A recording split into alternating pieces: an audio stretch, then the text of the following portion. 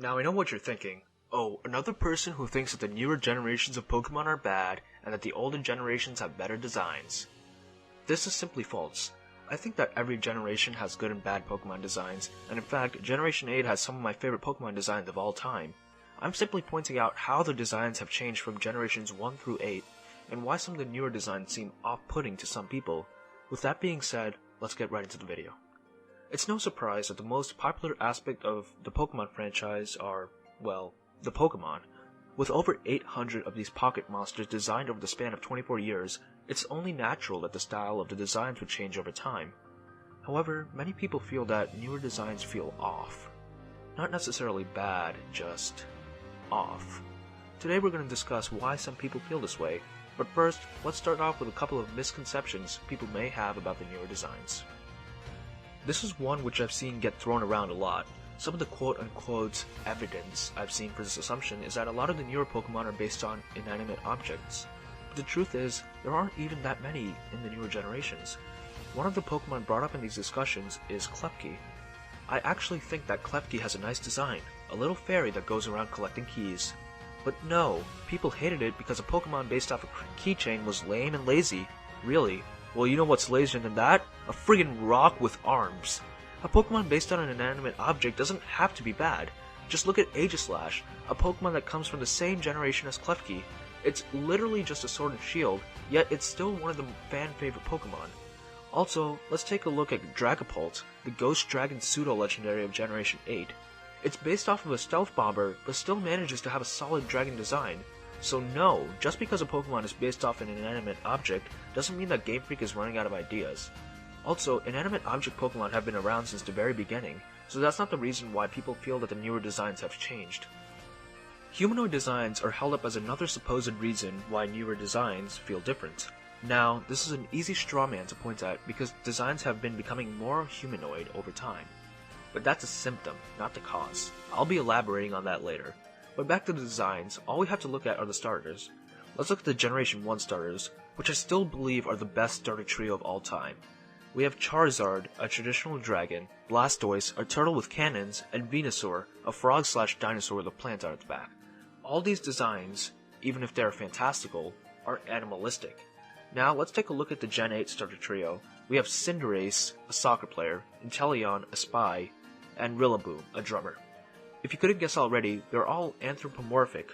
Humanoid starters have been a trend since Generation 6, and we can see the roots of this trend going all the way back to Generation 3. Now, starter designs aren't becoming more anthro because Junichi Masuda is secretly a furry. No. What's happening is that when tested in front of a child audience, humanoid designs are more popular with the kids than animalistic designs. However, that doesn't mean that older fans feel the same. Anthropomorphic Pokemon designs raise many questions, some of which are quite alarming. If some Pokemon look like humans, then why are we capturing them in Pokeballs and forcing them to fight each other? What distinguishes a humanoid Pokemon from a human, especially when some of them possess knowledge at the same level or even greater than a human being? What's stopping humans from capturing other humans and forcing them to do whatever they want just because they look different? Oh wait a second. Another weird thing to wrap your mind around is Pokemon that look like they're wearing clothes. Let's take a look at Cinderace, which looks like it's wearing a soccer uniform. Or hell, let's take a look at Sock and Throw, who are wearing straight up karate gis. Why are they wearing human clothes? Did they kidnap martial artists and steal their clothes? Are they just born with them? My personal headcanon is that it is just a part of their body, and humans just took inspiration from them to make karate uniforms. At least this gives me some closure. Also, I just wanted to go off on this little personal tangent. I was online and I found this picture of realistic chestnuts.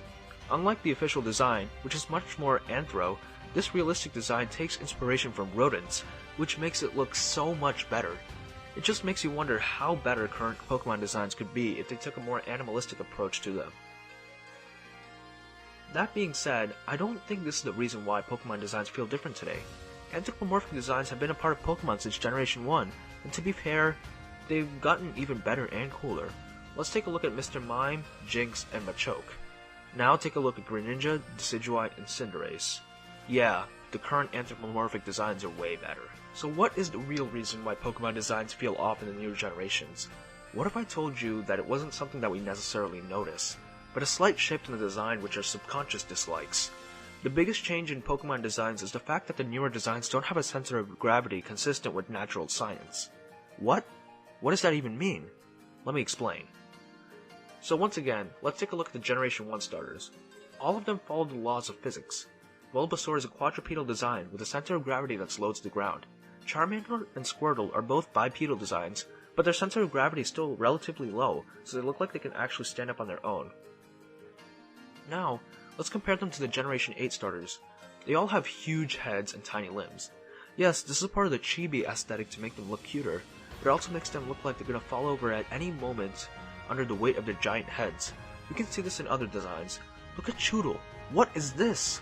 Its head is like twice the size of its body. You can also visualize this difference easier by looking at regional forms of Generation 1 Pokemon. Comparing Vulpix and Alolan Vulpix, we can see that Alolan Vulpix has a slightly larger head and smaller legs. While we may not notice this at first glance, our subconscious does. Same thing with Ponyta and Galarian Ponyta. Larger head, smaller legs. Let's take a look at the most popular Pokemon designs of Generation 8. Dubwool, Corviknight, and Dreadnought. Why are these Pokemon so universally liked? It's because their designs have a realistic center of gravity that makes them seem more normal to us. So, I hope that I was able to answer the internet's question of why Pokemon designs changed over time. If you enjoyed the video, make sure to give it a like, comment, and subscribe. This is Rybecha, and I'll see you guys next time. Peace.